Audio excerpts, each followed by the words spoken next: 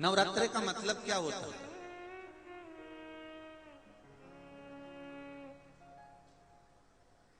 केवल 9 दिन तक देवी की आराधना कर लो, नंगे पैर ले लो, थोड़ा सा साबूदाना का फरियाल कर लो, मोरधन, चिप्स, पापड़ ये खा लो, या किसी देवी जी के मंदिर में जाकर नंगे पैर झंडा उठा के, ध्वजा उठा के, चुंदड़ी पकड़ के माता जी के मंदिर तक चले जाओ। क्या केवल नवरात्रि का मतलब यही है? या फिर कहीं गरबा हो रहा हो तो गरबे में चले जाओ? क्या नवरात्रि का मतलब केवल यही है?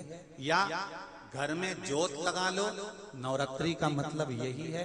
घर में जवारे बो दो, नवरात्रि का मतलब क्या यही है?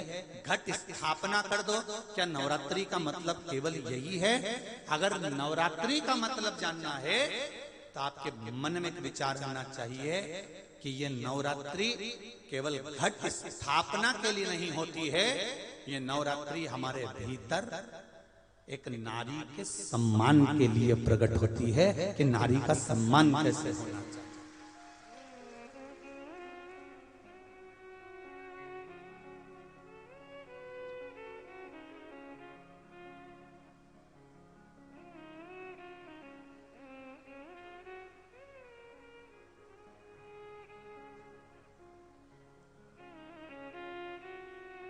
एक नारी का आदर क्या होता है?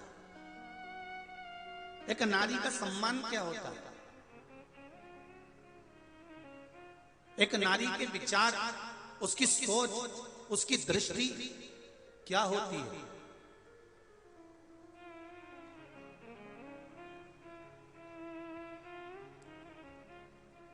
पिता और माता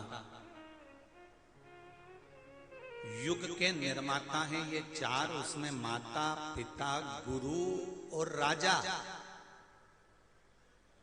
जो क्षेत्र का राजा होता है, नगर का राजा होता है, वो भी युग का निर्माता होता है कि वो अपने राज्य को धारण कर कर किस तरह से व्यवहार कर रहा है। माता अपने बच्चे को क्या सिखा रही है? क्या सिखा? आप में से कितनी माताएं जिनके बच्चे रोज प्रणाम करते हैं, चरण छूते हैं? जरा हाथ उठाओ तो। देखा देखी में मत उठा देना री जी हो, क्योंकि देखा देखी में तो काम बिगड़ जाता है। रख लो रख लो, देखा देखी में काम बिगड़ जाता है। कक्षा 8वीं का पेपर था, बच्चे एक के पीछे एक बैठे थे, लिखने के लिए प्रश्न आ गया कि दिल्ली की सबसे बड़ी मीनार का नाम लिखो।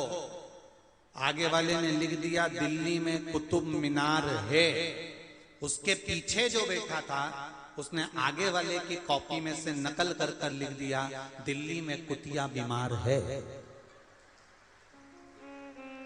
चैत्री नवरात्रि का 5वां दिन रहा है, और मान लो कि आपके घर में किसी बच्चे की, लड़के की या लड़की का या मंगल विवाह नहीं हो रहा हो, या शादी नहीं हो रही हो, या उस लड़के लड़की के लिए बहुत प्रयास कर लिया आपने और उसकी शादी हो ही नहीं रही, अथक प्रयास आपने कर लिया और उसका मंगल विवाह नहीं हो रहा, तो ये देवी भागवत में स्पष्ट कहा गया है, देवी भागवत में वर्णन किया गया है, देवी भागवत में वर्णित किया गया। और देवी भागवत में कहा गया कि आम का जो पत्ते होते हैं, आम का जो पत्ता होता है, आम का जो पल्लव होता है, उस आम के पत्ते पर हल्दी और सिंदूर, इन दोनों से स्वस्तिक का निर्माण किया जाए। देवी भागवत का संवाद है, बहुत ध्यान देना महाराज। जिन कन्याओं का विवाह ना हो पंचमी के दिन, नवरात्रि की कोई सी भी पंचमी, मतलब जो पंचमी तिथि पड़ेगी, कोई भी नवरात्रा हो, चाहे वो 4 नवरात्रे में से, चाहे वो पौष का हो, अश्विन का हो, चैत्र का हो, आषाढ़ का हो, किसी भी नवरात्रि में आप कर सकते हैं। एक पान के पत्ते पर, एक ही पत्ते पर जो 2 स्वस्तिक बनेंगे, एक हल्दी का बनेगा, एक सिंदूर का बनेगा। बस अंतर इतना है, जो हल्दी का स्वस्तिक है उस पर कंकु के चावल अर्थात रौली के चावल, रौली कुंकू के चावल रखना है, और जो सिंदूर का है उस पे हल्दी के चावल रखना है। इतना रखकर जिस लड़का लड़की का विवाह नहीं होता उसकी हथेली पर रखकर उसका नाम और गोत्र बोलकर महाराज उसको ले जाकर नीम के पेड़ के नीचे उसको रख दिया जाता है। मात्र 3.5 या 4 महीने ऐसे रहते हैं जिसके अंदर उस लड़का लड़की का विवाह पक्का हो जाता है। जिसका विवाह नहीं होता केवल उसी के